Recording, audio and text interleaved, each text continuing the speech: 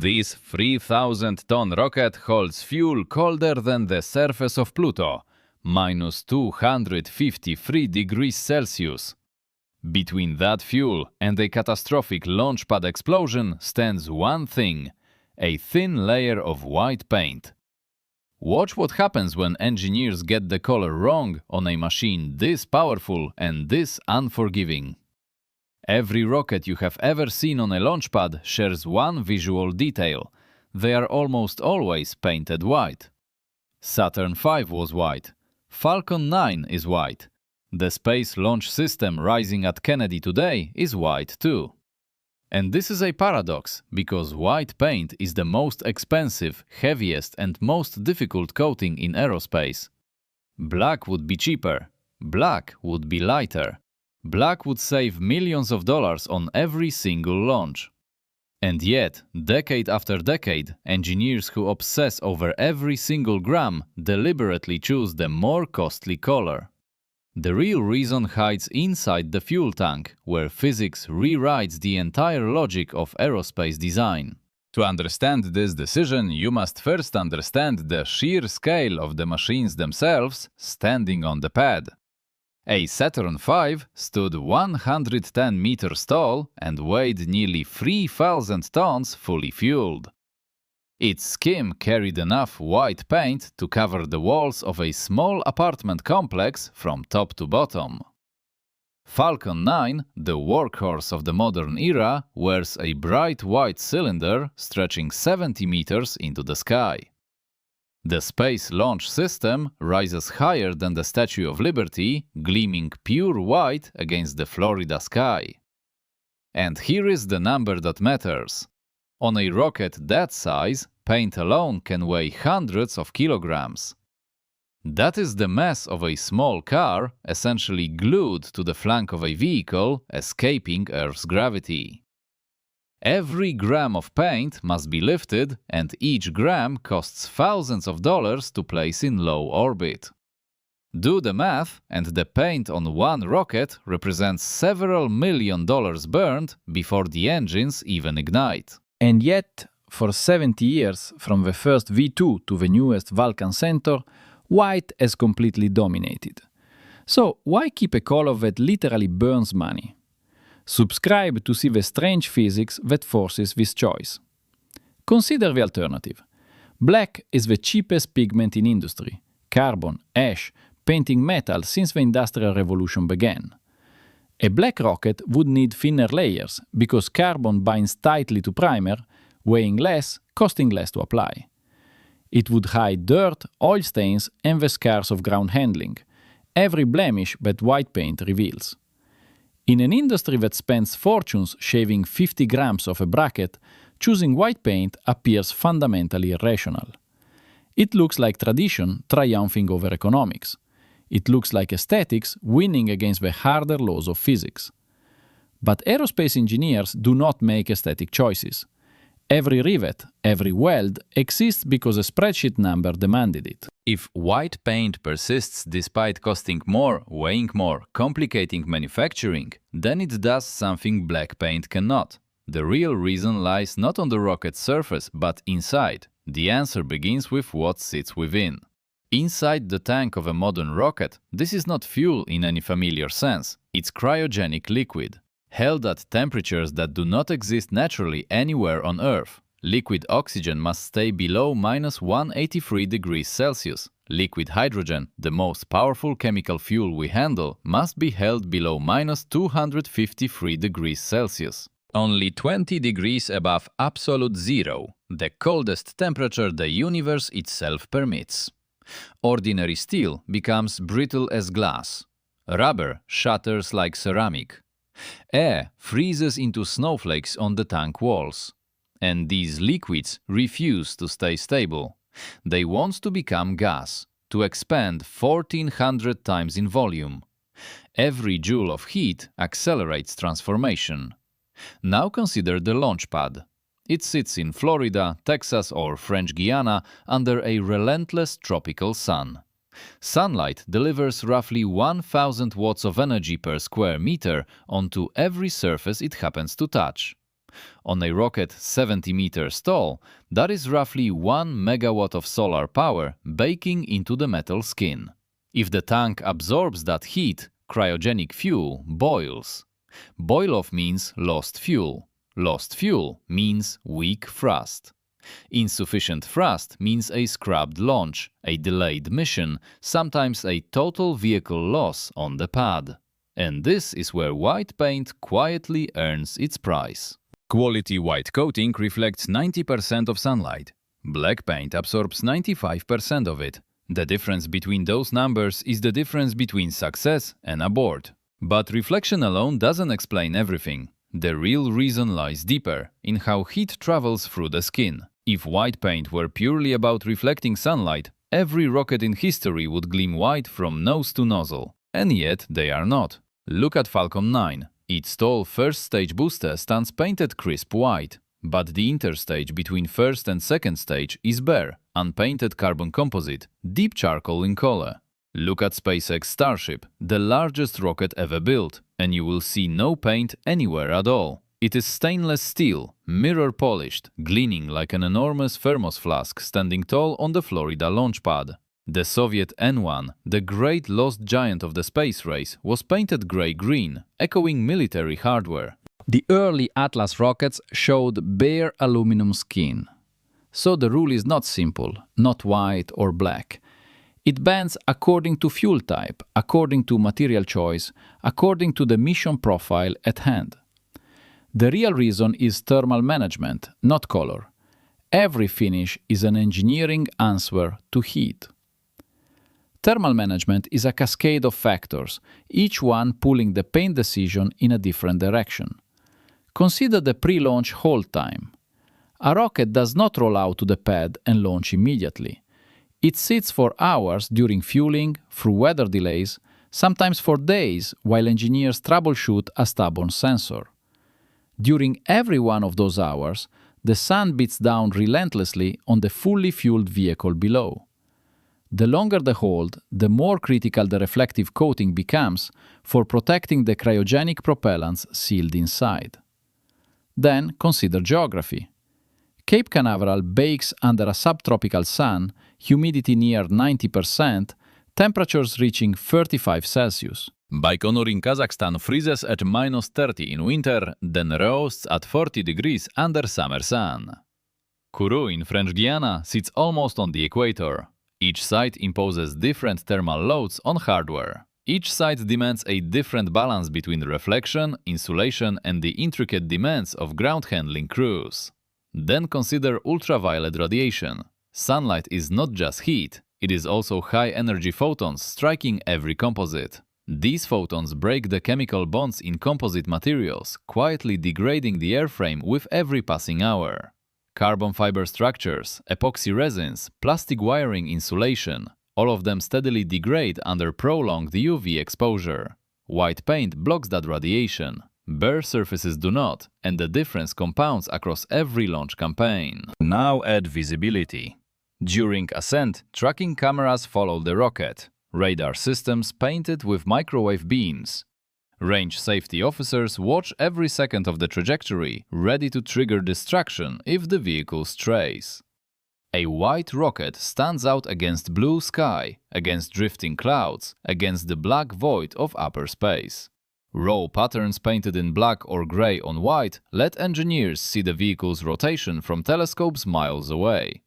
In the days before high-resolution digital tracking, this visibility was not decorative, it was critical safety infrastructure. Then add ice. Cryogenic tanks are so cold that atmospheric humidity freezes solid onto their outer surface. Sheets of ice build up during fueling.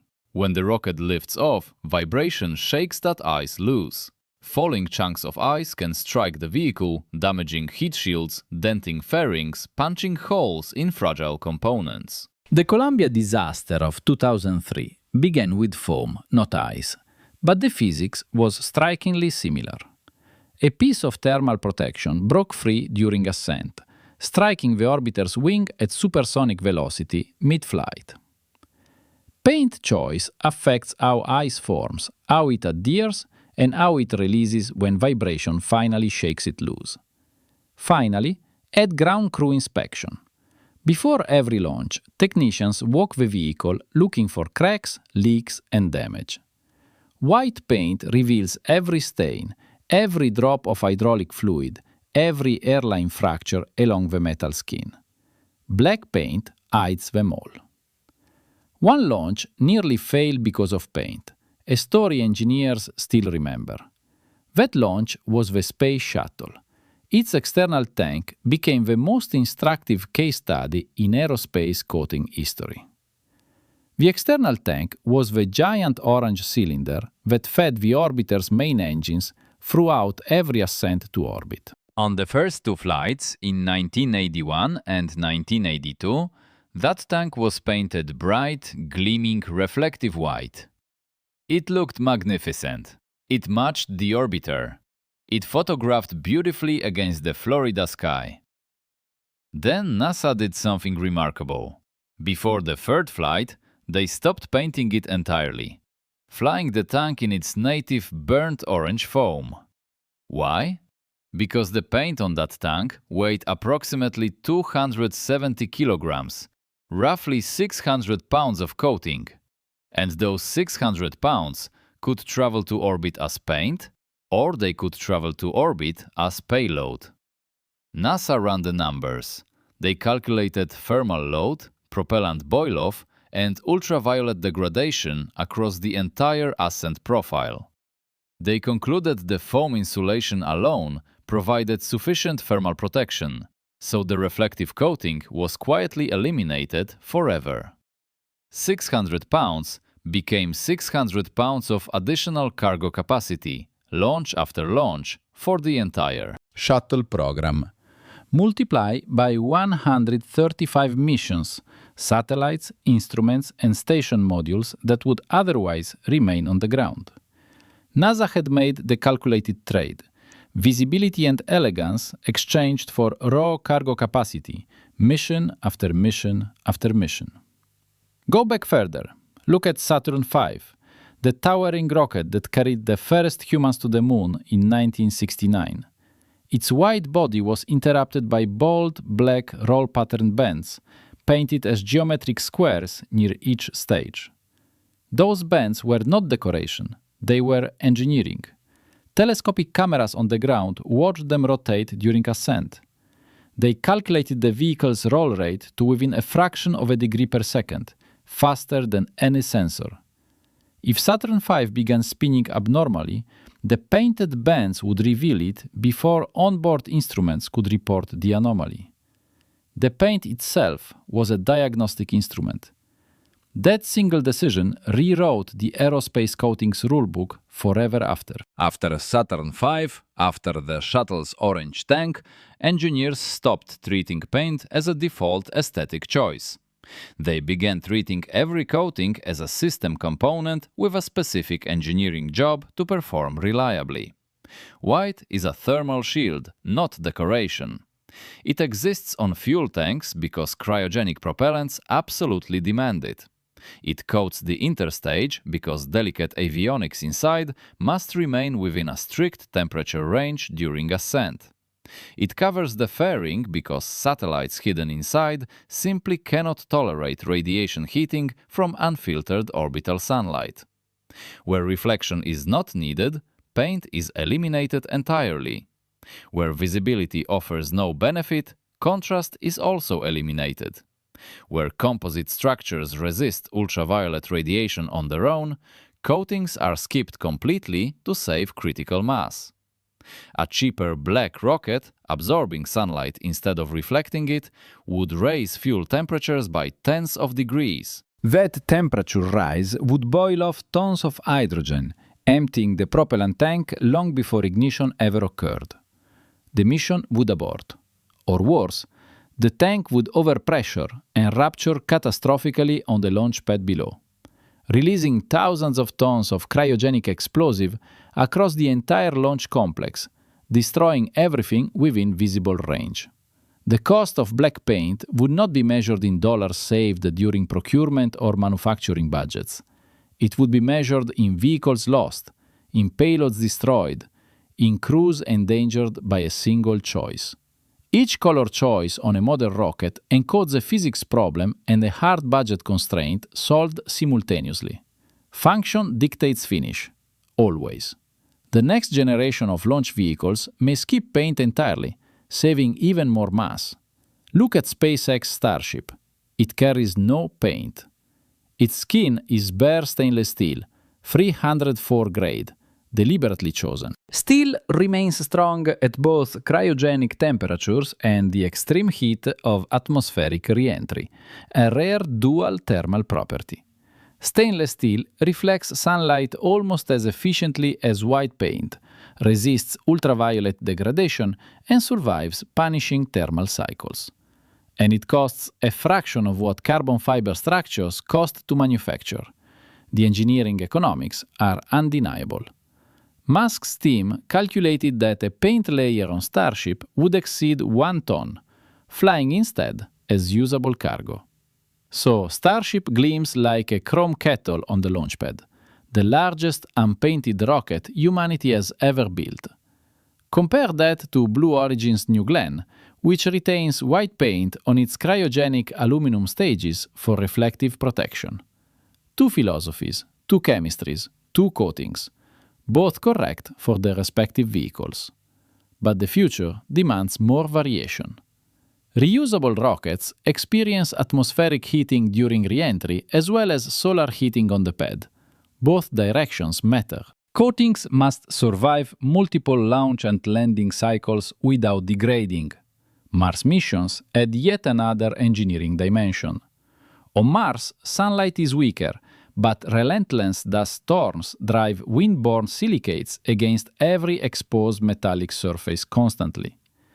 Coatings must handle swings from plus 20 Celsius at noon to minus 140 Celsius at night. New alloys, new composites, new ceramic finishes are being tested right now for vehicles bound beyond low Earth orbit. Some will be white, some silver, some deliberately black in shadowed regions where heat retention is actually desired. The color of a rocket in the coming decades will follow chemistry into the future, not tradition anymore. The next paradox is already waiting on the launch pad, and it will not look like anything ever before it. Look closely at the newest vehicles. Rocket Lab's Neutron carries black carbon fiber across most of its length. Only its cryogenic sections remain white, a deliberate and unusual departure from decades of aerospace painting convention. The company argues carbon composites' natural thermal properties reduce the need for reflective coatings on non-cryogenic surfaces. Meanwhile, Chinese Long March vehicles retain full white coatings, prioritizing proven thermal margins over marginal mass savings. Indian rockets from ISRO, PSLV and GSLV blend white bodies with orange thermal blankets on select components. Each national program encodes its own engineering philosophy directly into the color scheme painted onto its rockets. Read the paint, and you read the priorities. Read the priorities, and you understand the entire mission. And this brings us back to the very beginning, to the deceptively simple question that started everything. Why are rockets painted white when black paint would be significantly cheaper? Because cheaper is not the goal. The goal is a fueled vehicle on a hot pad containing liquids 250 degrees below air temperature. Holding that temperature stable for hours, resisting solar heating, ultraviolet degradation, ice formation, and structural fatigue damage. The real goal is a rocket reaching orbit with the fuel it needs, carrying the cargo it promised. White paint, bare stainless steel, or specialized composite is not the finish of the vehicle at all. It is a component of the vehicle itself. It performs work. It solves a physics problem black cannot. Every rocket rising from the pad, gleaming against the sky, is an engineering decision taking visible flight. A decision born not from an artist's brush, but from thermodynamics equations, cost projections, and countless trade-offs. The color is the equation made visible. Subscribe to keep exploring how humanity engineers its way beyond nature. And this is the pattern that repeats throughout aerospace engineering. Nothing on a flying machine exists by accident. Not a rivet, not a wire bundle, not a paint stripe. Every detail is a solved engineering problem, each disguised as a stylistic choice, hiding decades of failure analysis and iteration behind one clean white surface. The white rocket looks simple. It is not simple. It is the visible face of a hidden calculation. A calculation reaching back to the first cryogenic tank ever built, and forward toward the first crewed Mars vehicle. Between those 2 points stretches an unbroken chain of engineers, all asking one single question, generation after generation. What color must this vehicle be to survive its mission? The answer changes each generation. The question never does. And now the next question arrives. If paint solves the thermal problem outside a rocket, what solves it beyond? What protects a spacecraft in the vacuum of space, where there is no atmosphere, no convection, only radiation? Why do satellites and probes wear that strange gold foil, glittering like Christmas wrapping across the black void? That is not decoration. It is another physics problem, solved by another color, encoding another chapter of engineering history. If you found the hidden logic behind rocket paint fascinating, this channel has more films about invisible engineering. The next film explores why spacecraft are wrapped in gold. Subscribe to continue exploring hidden design choices, and to see how humanity keeps finding elegant answers to the universe's